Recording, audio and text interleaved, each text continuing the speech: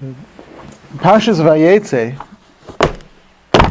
we have Yaakov Avinu arrives in Haran, and he meets his wonderful uncle Lavan,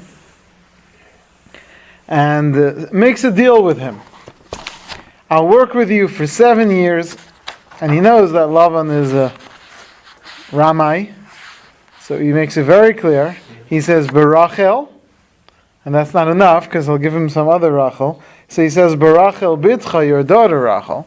But then he knows that Lavan will say, "Why? Switch the names of my daughters."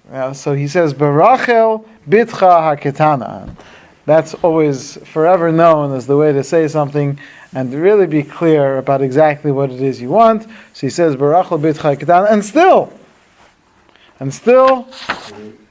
Vahi Baboker, he wakes up in the morning, Vehine hi Leah, behold, it's actually Leah.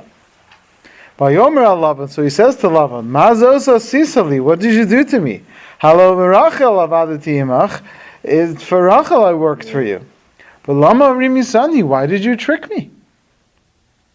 Vayomer Lavan, so Lavan says, Lo yeyasechem b'mkomenu. This is not what's done in our town, in our places. Lasei satziira lifnei bechira, to give the younger one before the older one. Were you born in a barn? Where are you from?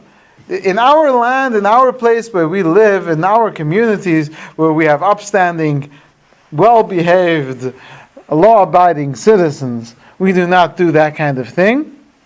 And so, what are you thinking, Yaakov? What are you thinking?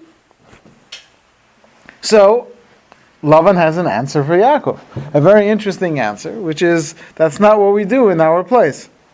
So why did he accept the original? Okay, well, you made the deal. So says the Netziv, very interesting, directly to address this question.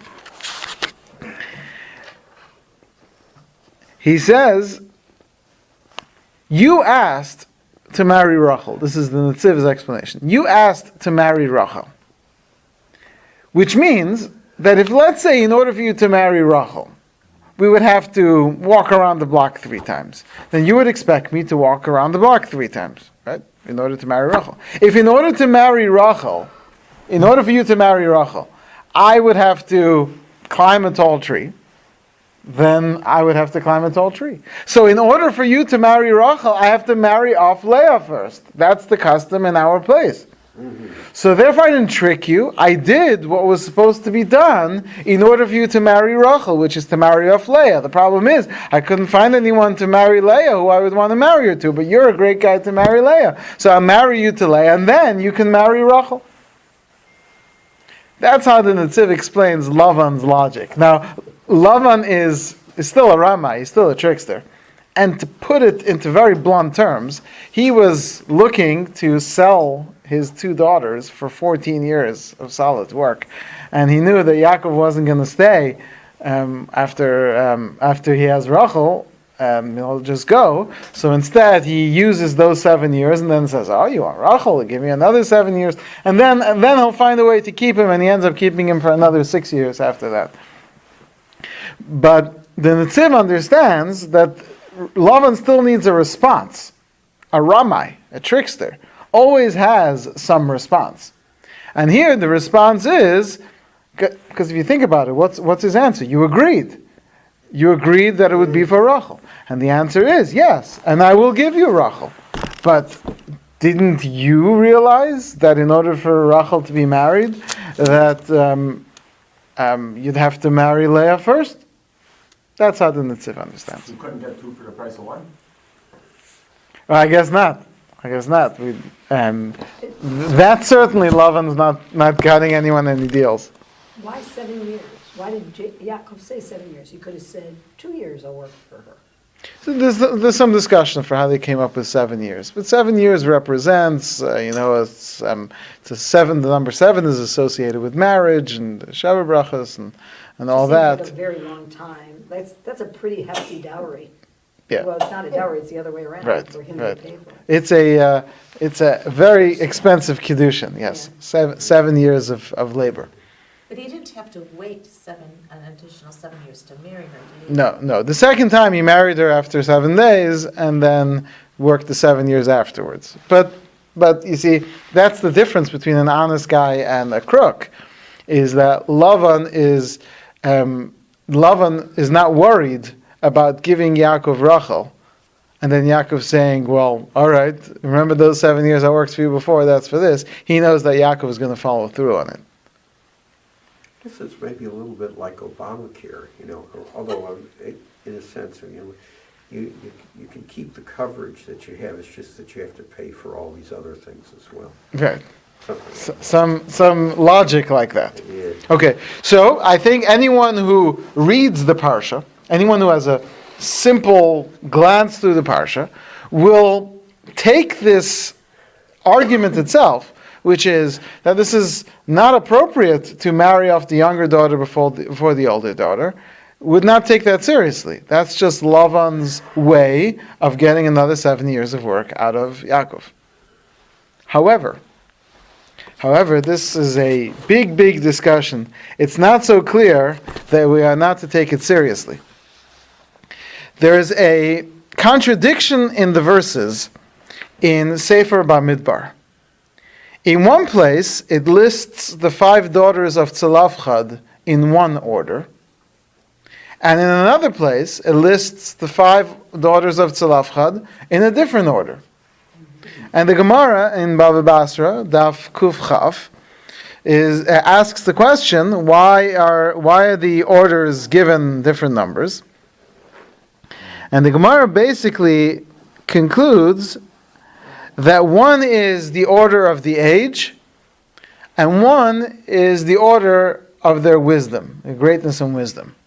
But doesn't Rashi say it shows that they're all alike? Right. They're all- That's also part of the answer, but they're all, in the end, they're all equal in terms of righteousness. But one, there's still an order. So one is an order of age, and the other one is an order of wisdom. So the question is, why would you list them sometimes in the order of their age and sometimes in the order of their wisdom? Says the Gemara that when they came to discuss the law, so then we list them in the order of their wisdom, because this was an act of their wisdom, in which case they would be aligned by the order of their wisdom.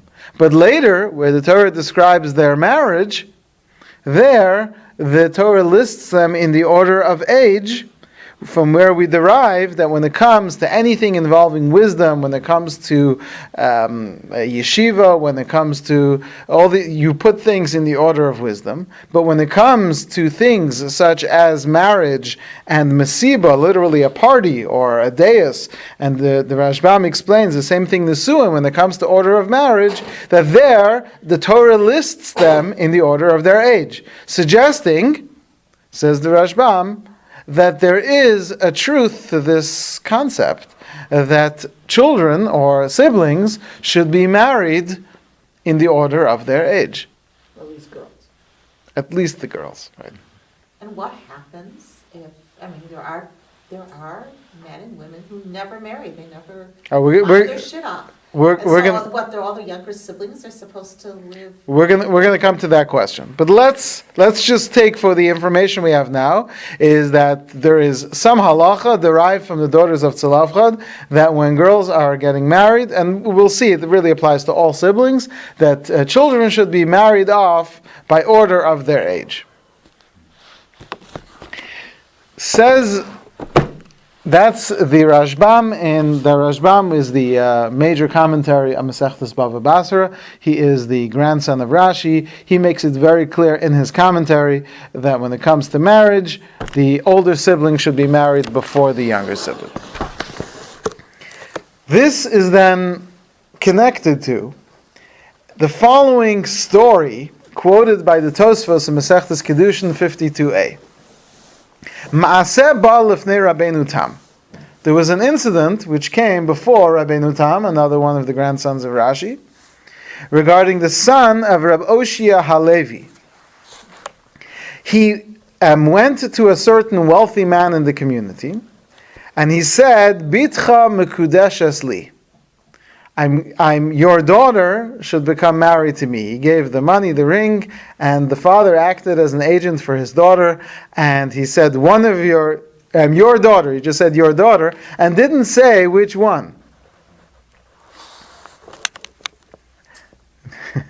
Can you imagine? Not the brightest star. Right. So says Rabbeinu Tam. They're all good catches. Right.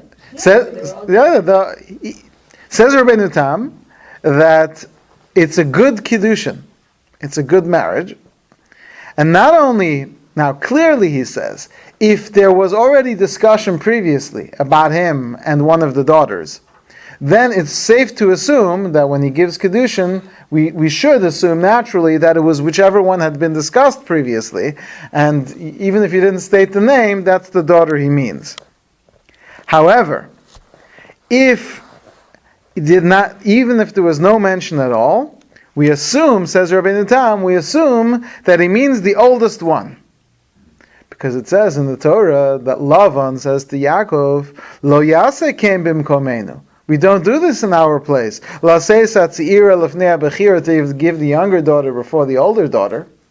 So Rabbeinu Tam, in his ruling, quotes our great-grandfather, Lavan, as the source for this halacha, that, again, we're not talking here about pushing off anyone's wedding. We'll come to that, how that would apply. But at least in this question, which is where a man married one of the daughters of another man, and we don't know which one, this should at least be enough to assume that it was the oldest daughter.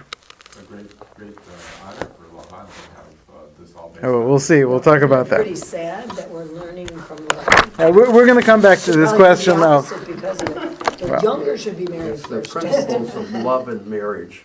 Very good. Oh, boy. However, Marriage. Oh. Rabbeinu Menachem Miyuni, who was another rabbi of that time, disagreed with Rabbeinu Tam.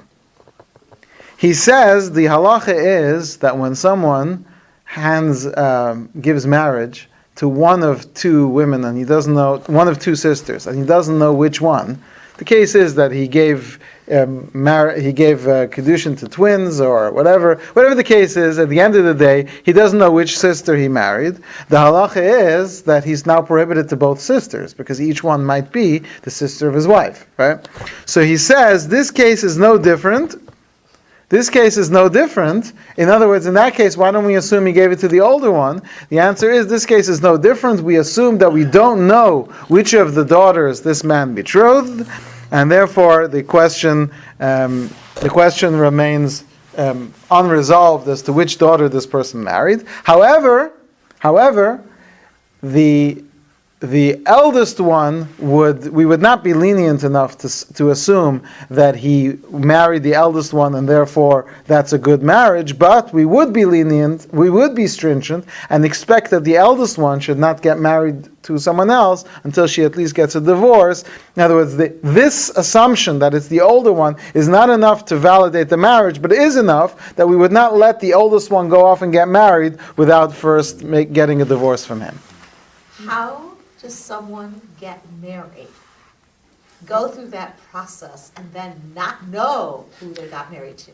Well, mean, the case that we had before is a great case where all the daughters have left their father as agents to. The girls sat at home. The father went out looking for nice, strapping young men for their daughters. So they appointed their father to be if I could say, judge, jury, and executioner, to find them a husband. That's what was typically done. Otherwise, the girl would be stuck only being able to choose from the 6 schleppers in her town.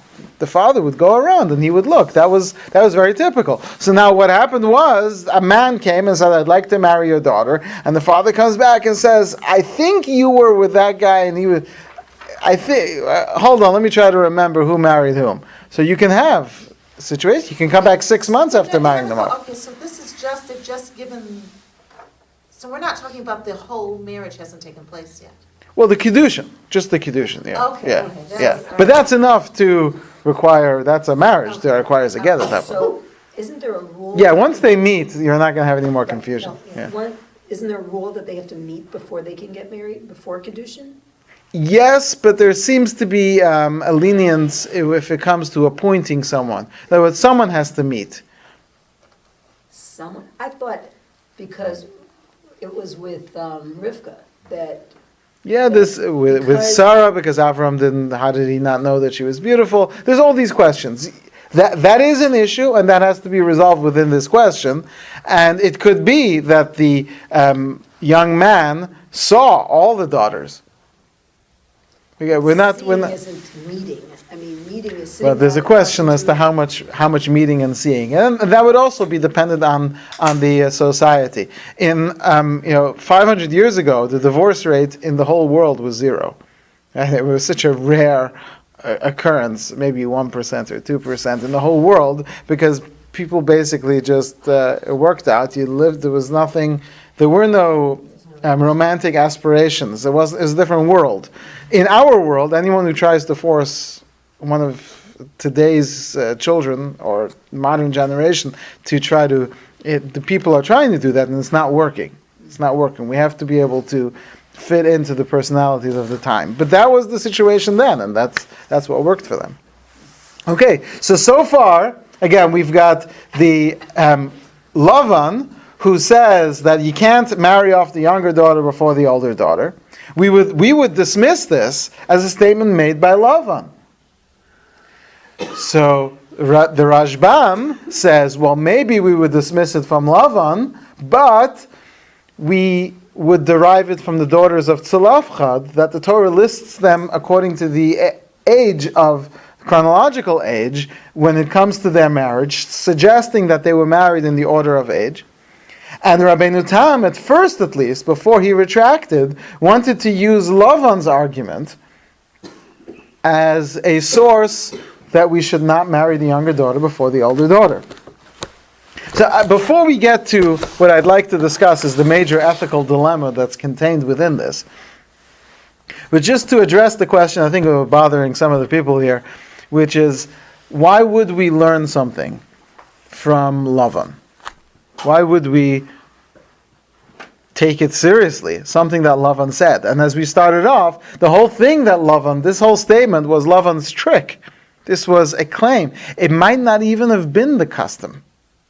And even if it was, since when are we, one of the commentaries says, it says, Lo yasechem bimkomenu, we don't do this in our place. What a strange language to use, bimkomenu, in our place.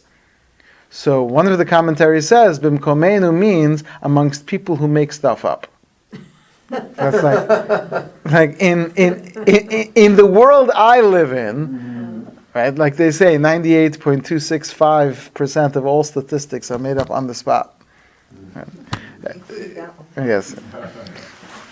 So there's two major answers for this, and both of these answers are important to their own. One is that, let me clarify the question before we begin. If Lavan says, we don't marry the younger daughter before the older daughter, and Yaakov would say, you're right, then I think we would all be okay. Right? We would understand that we would derive it from. What is Yaakov's response? So, there is no answer. Lavan says, we don't do this to marry off the younger before the older. But here's what we'll do. If you wait a week, then you can marry Rachel. Then you work another 7 years. And there's no response from Yaakov. It just says, Vayas Yaakov Cain. There is zero response from Yaakov. So how do you understand that? Does Yaakov agree with this concept? Or does he not agree with the concept? He doesn't have a choice. He already married And he has no Leah. money, so he's... Well, he came to Lavan complaining, saying, how could you trick me? Right. And Lavan gives this response, and Yaakov just does it. So did Yaakov, was it not necessary for Yaakov to say, nice try, but that's not what we discussed? But it doesn't matter. It's a done deal. He wanted to express his dissatisfaction. He did.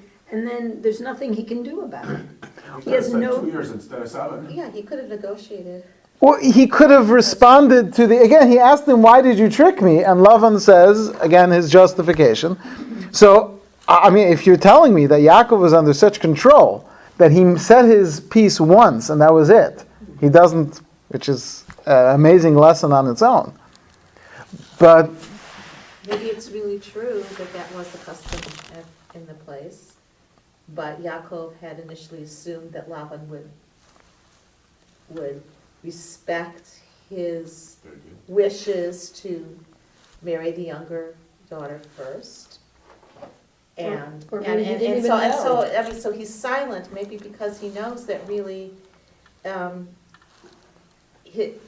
it was the expectation in the place, and his expectation didn't coincide, and maybe he's acquiescing because Lavan was telling the truth about that piece. He's also in a position of weakness. He doesn't have the wife he wants yet. But he came and complained. Yes. So he didn't say, give me Rachel. He says, what'd you do to me? I worked for Rachel. Why did you trick me? So he's already come to argue his point. Right.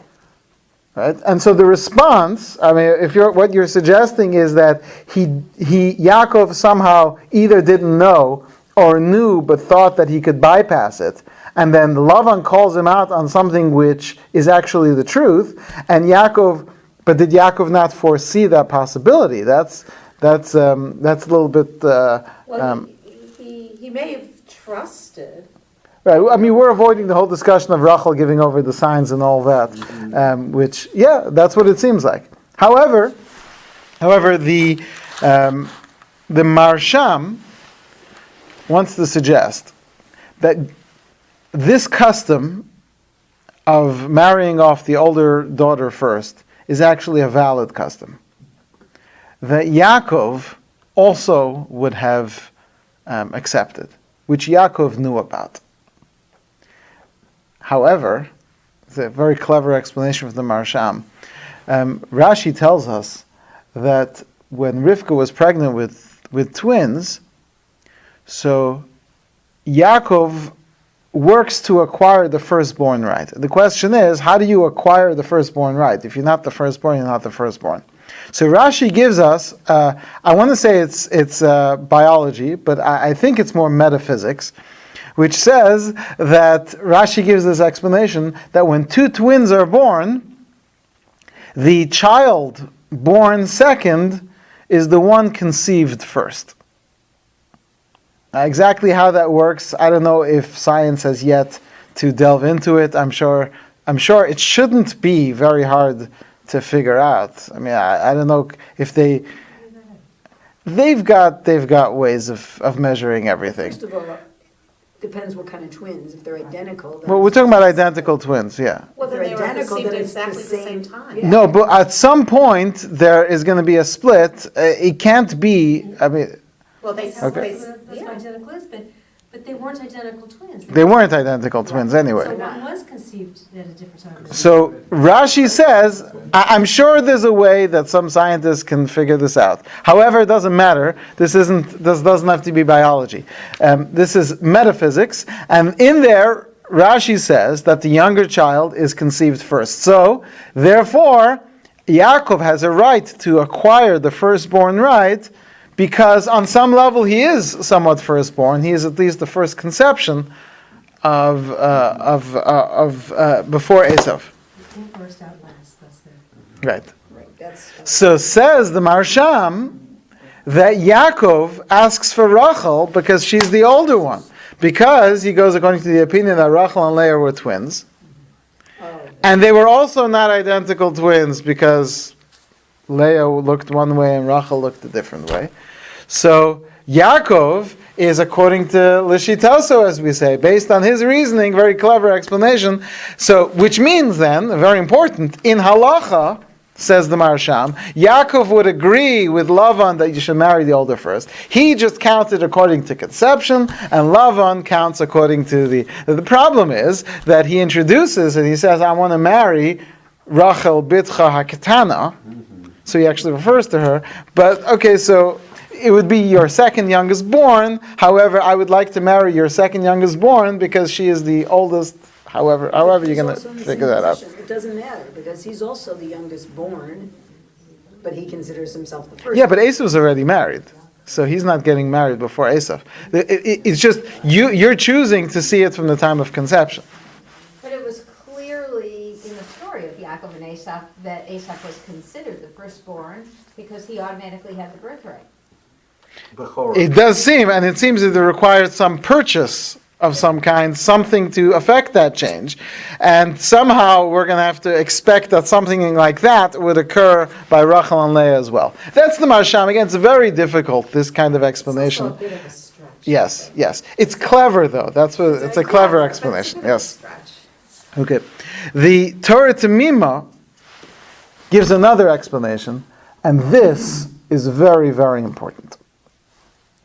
The Torah Temima says, and we've discussed this throughout the last few weeks, that Sefer Bereshis, and really throughout the Torah, is not just stories, but it's also what we say Derech Eretz Kadma LaTorah.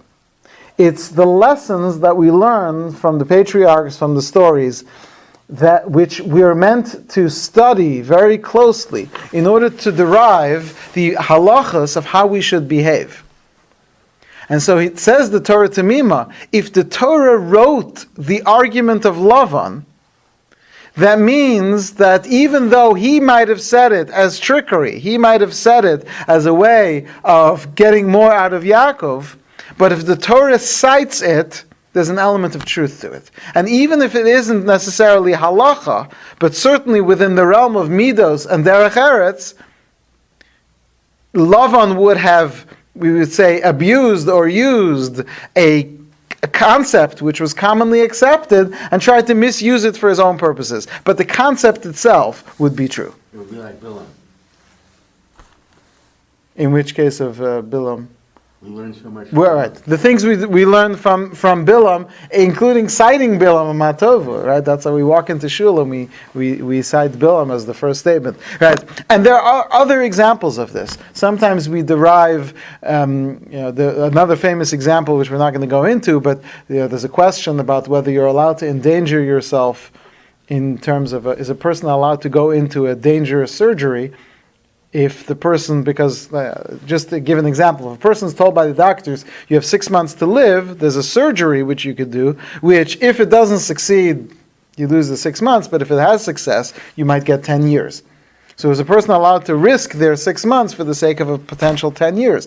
And we derive that from the 4 lepers who said, let's go to the camp of Aram, and if they'll give us food, we'll live, and if not, they'll kill us, even though right now they had a few days to live. That's the source. Even though our sages identify that the person who actually made that statement was Gehazi, one of the 7 people who have no portion in the world to come, one of the most wicked people in the history of the world, and yet he says it, but because the Torah, because the Navi cites this statement from him, that means there's a certain truth to it. So then the question is, if that's true, then why would Yaakov have suggested marrying the younger daughter? That's the question. If clearly Yaakov disagrees. So says the Torah Temima, again, very, very interesting.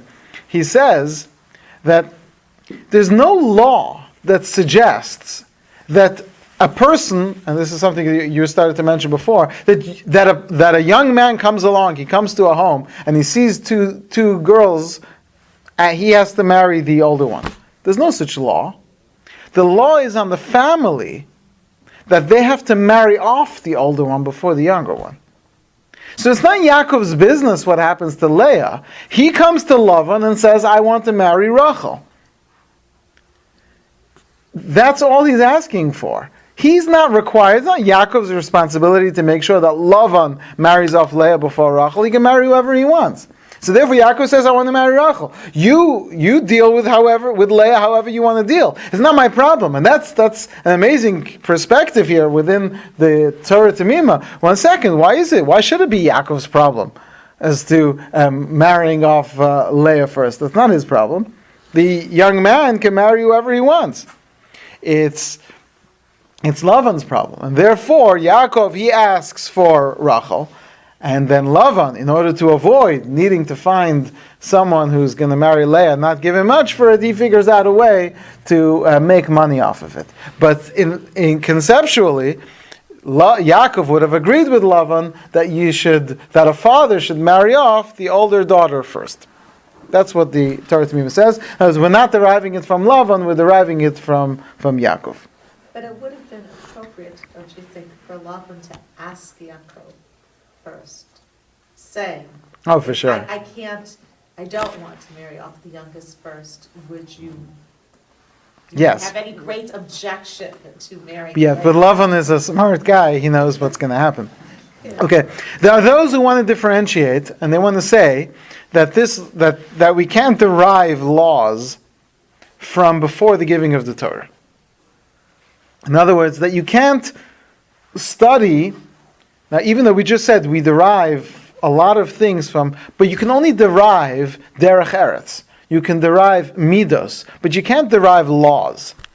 So therefore they say the most that you can get is that parents should, it's derech eretz, to start working on an older child before a younger child. But because it's not a law, if there would be any circumstance which would come up, which would be a reason for why one child should get married before the other, including, as we'll see soon, if one child happens to find the right person before the other, the younger one, then that would be allowed.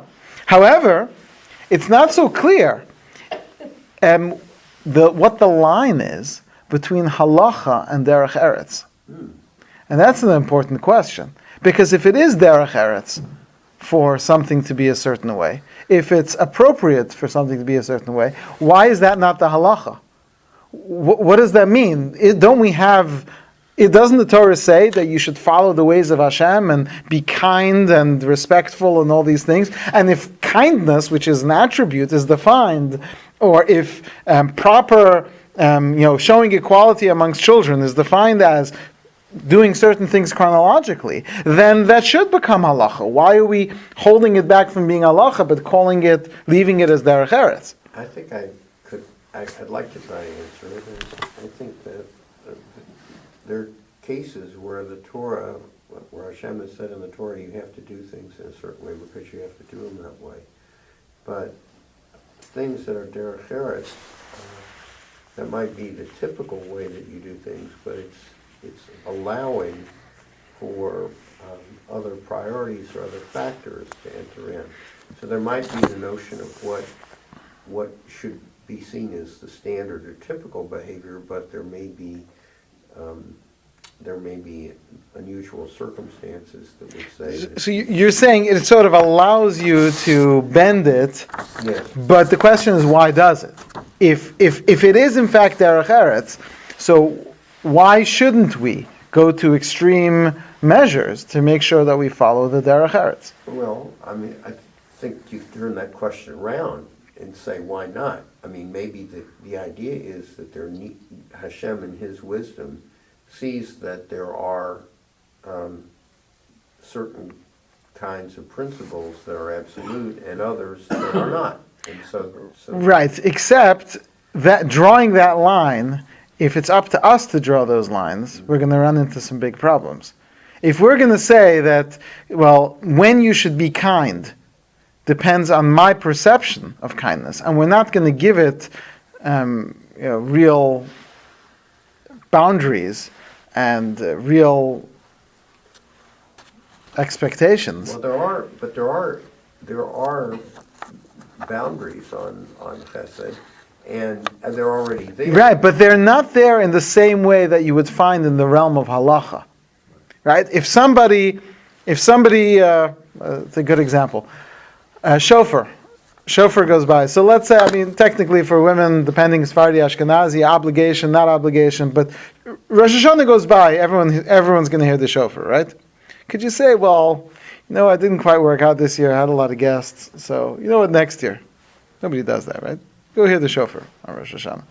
If not, if you don't catch it in shul, you catch the second blowing, you find some random guy who's holding a shofar, you do it. Okay, what about visiting someone who's sick? So, I got busy, I couldn't do it. Right? That's kindness? The halacha says you're supposed to visit someone who's sick, so how do you get too busy? How'd you miss that? Why isn't that? But we learned that from Bereshis. Right, so I'm saying that's in the realm of midos. It's not in the same area of halacha. And so as Dr. Appleson is suggesting, we do find that it's treated differently. The question, why should it be treated differently? If we're going to create... Involved with it, aren't there? Yeah, but Don't they say you're not if you... supposed to visit There are halachas within it, but it doesn't have the same as halacha. For example, we're not going to treat it as a mitzvah, where if someone misses a funeral, that they're somehow going to feel guilty in terms of having missed a mitzvah. I mean, you feel bad, you couldn't get to go, I was busy, I couldn't leave work. But if it was Rosh Hashanah, you had to hear the shofar, you'd leave work.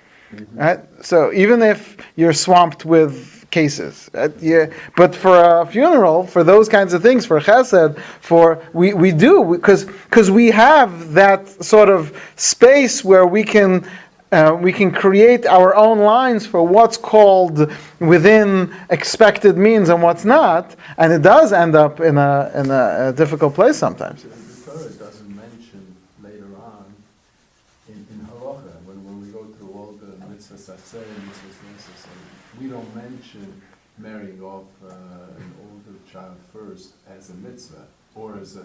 No, but we're considering it within the proper midos, which would be included within the mitzvah of following the ways of Hashem. To give you an example, like Mibnei Seir, you're supposed to... That's different. When we talk about things that are one of the 613 mitzvahs, that's a different parsha. Isn't that it's also a midah too? No, but that's not because of a midah. That's one of the 613 mitzvahs. We're talking about things which are in the realm of derech eretz only. The Torah never says that you're supposed to do this, but we do it because we learn it from the way that our forefathers did. For example, the Torah never says you should treat all your children equally. In those words. But we derive it from the fact that Yaakov treats one of his sons differently, and it causes this hardship. And the Talmud says, we see from here, you're supposed to treat your children equally. It doesn't mean the same, which maybe we'll get a chance to discuss, but that doesn't say it, we're talking about those kinds of things. Things that don't say in the Torah, but we derive it from the derech eretz of the Torah.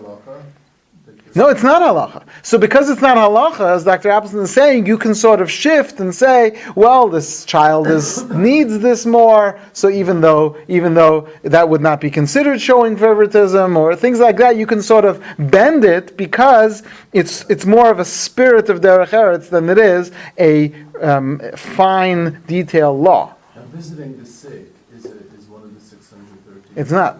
It's not. It's not. So because of that, I'm saying, if let's say someone's sick and you couldn't make it, so you go, okay, next time. Hopefully there won't be a next time. Right? But why? Because it's not like shofar. Right? So, Hashem, I can't presume to think what he's thinking, but it appears to me that he's not trying to micromanage our lives. He's giving us mitzvos, the things that are really important for us that we absolutely have to do, and then he's giving us wiggle room, to be able to do. Look, if it was a mitzvah where you felt compelled to do chesed, where do you end it? There's so many things you could do, and it could take up your time 24/7. Well, maybe halacha should tell you. It doesn't, but maybe halacha should tell you 3 hours a day for chesed. You're right, it would make our lives very difficult. Yeah. And that could be a good reason for it, but the point is that it doesn't. And since it doesn't, it's up to us to create those lines, and each one of us is going to have different lines. That's right. So you couldn't go to work if you had to visit the sick. Does that mean every single sick person? Maybe the Torah should say one act a day, one act of chesed a day. It doesn't have to be something complicated. But we don't find anything like that. There's no such law. Right. There's no such law because it's not a law. I'll accept that as a good reason why. But now that that's the case, it becomes very difficult for us to come to a correct conclusion on what we should do in many cases because it's not so clear.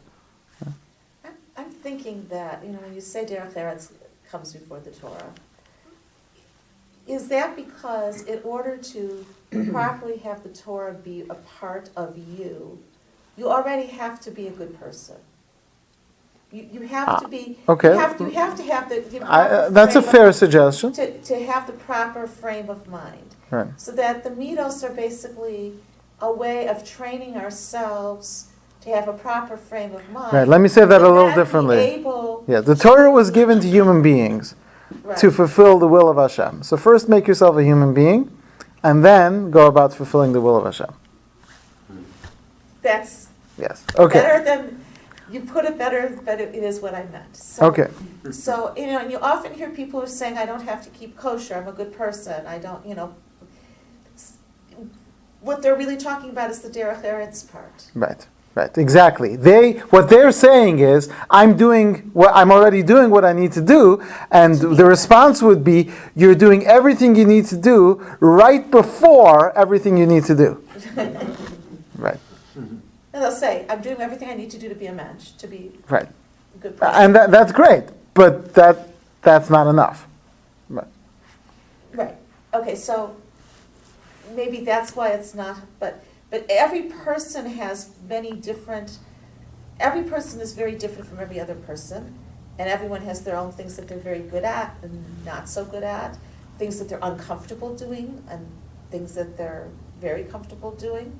And so I can see where the midos would be a more flex room there, more flexibility to allow people to do what they can do. That's fair, except there might be too much flexibility, because you see that this basic question, when you raise this issue, there might be a problem marrying off a younger child before the older child. Some people go, interesting. And some people go, no, why should there be such a thing? That sort of opposite reaction tells us that there's got to be some perspectives that the Torah gives us, because this is a great example of one specific detail, a very, very fine detail within a big system of raising children. The Torah says, the Torah expects us to raise our children to be good people, to raise them properly, to treat them in the proper way, and to give them everything they need in order to become good people. So this is one small detail within, and yet the Torah seems to mention it, but allows it to be within our domain to choose. So it is there, but I would think that the Torah should avoid any such details and sort of allow us to figure out how to raise our children. So the Torah does suggest some ideas that are a little more micromanagement, but only as, I hate to use the word suggestion, but a suggestion should be what? Guidelines, but yeah. Yes.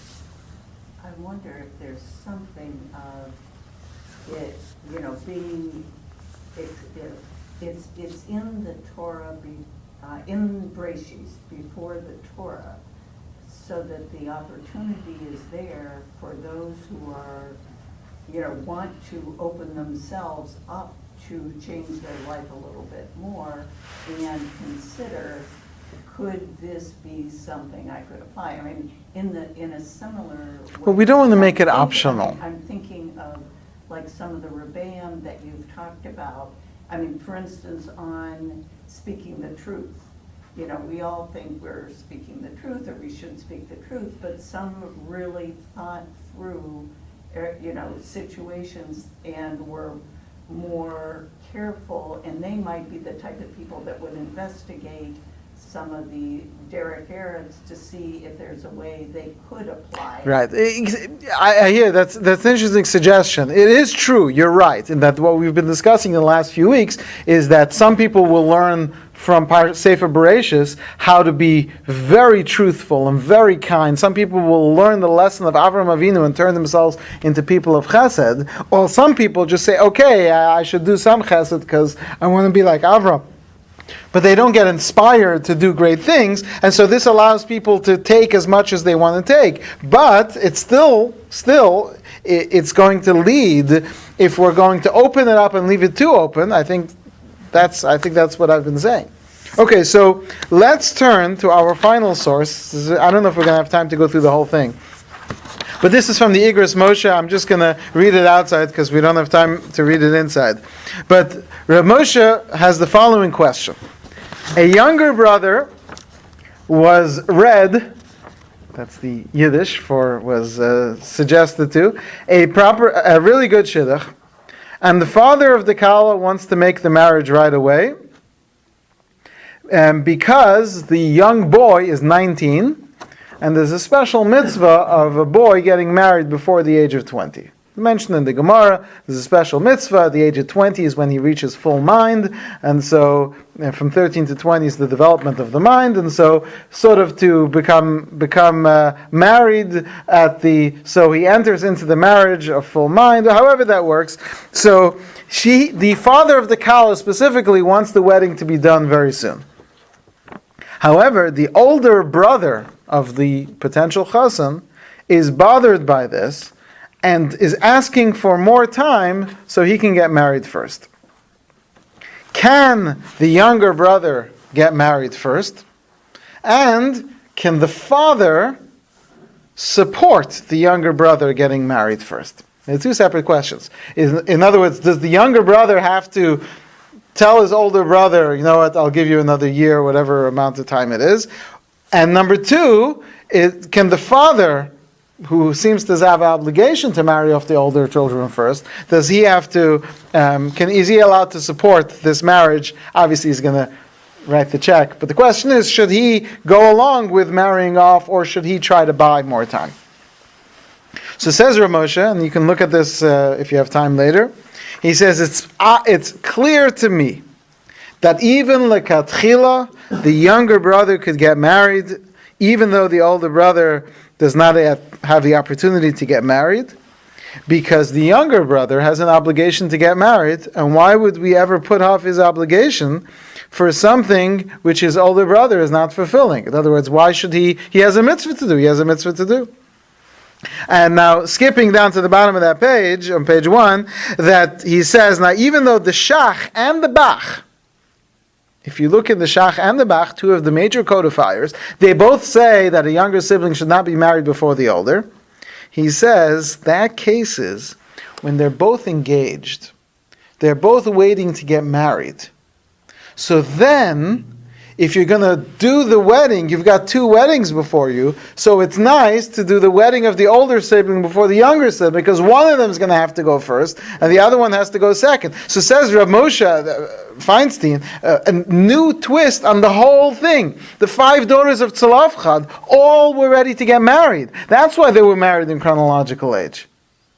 So Lavan is sort of tricking Yaakov. Yes, we only married the older daughter first, but that's when in those days they would marry them off. They would arrange the marriage years before. So then, when you're actually going to do the marriage, do the older ones first. That's the case. Lavan is twisting the law and trying to make it seem like somehow.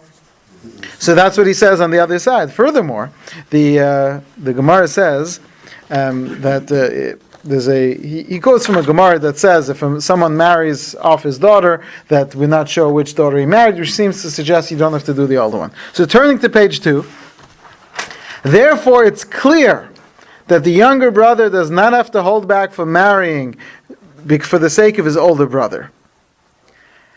And as for the complaint of the older brother, that this hurts him, and we have to understand that this is going to be a serious issue for the older brother, who's going to be at the wedding, and everyone's going to tell him, Mitzvah Shem Bayu.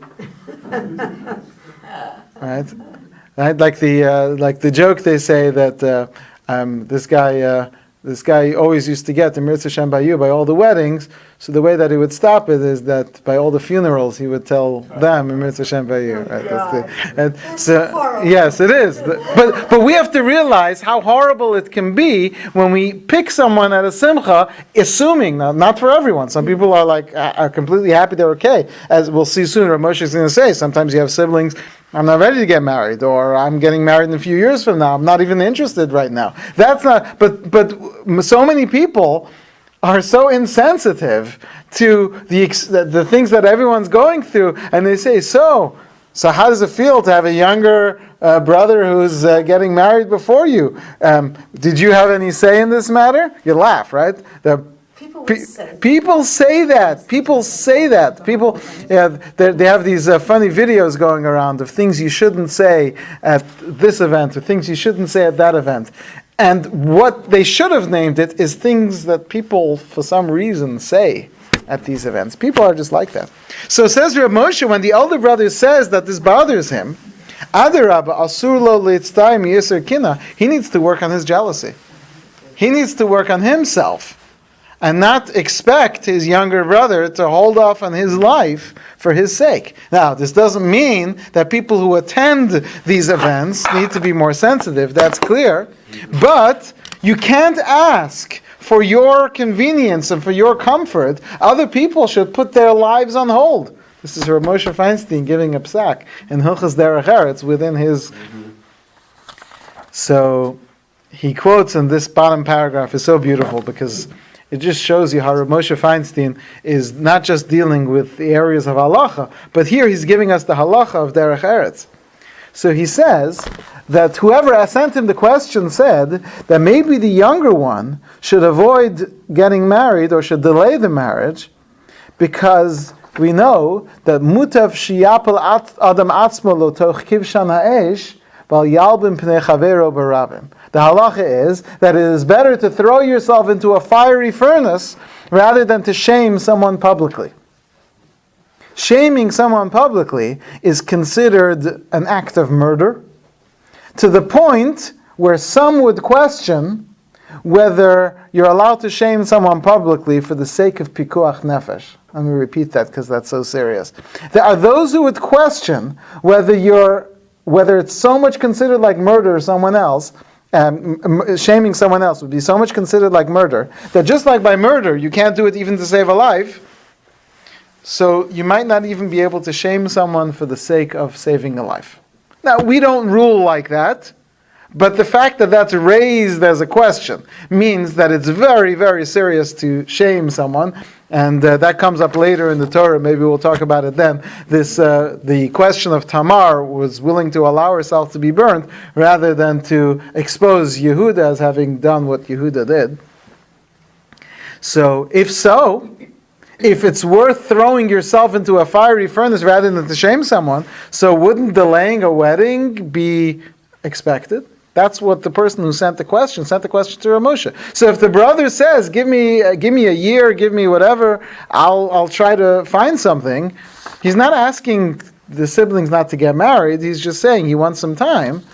So isn't shaming him a worthy question, a worthy reason not to? So he says that that's not true. Because the question of shaming someone else is only when there is essentially shame in the matter. He says, but there are many reasons why people don't get married right away. There are some who want to finish their education before they get married.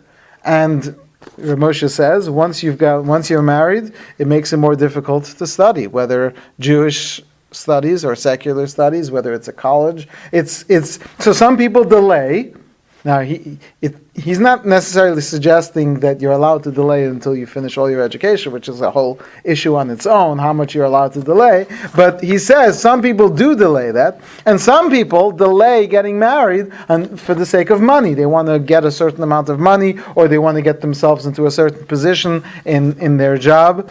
And therefore,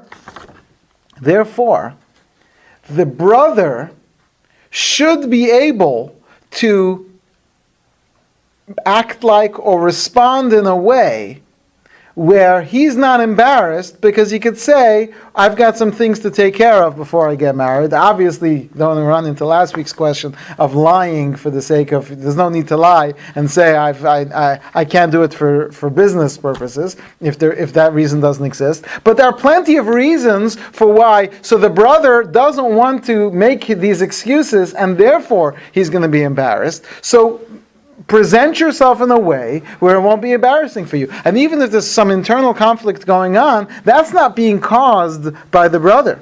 But he does have a few things to take care of, like one of them is finding the right person.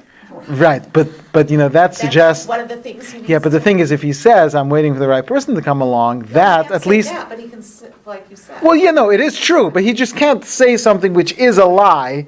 He can't say, I've got a big check coming in 2018, so I'm waiting for that, if that's not true. Right, but he can say something. So says Rav Moshe, so it's not essentially embarrassing, it's just the way that the situation, the way it's being handled now, is embarrassing. Furthermore, and this is such an important line, I'm going to read it inside.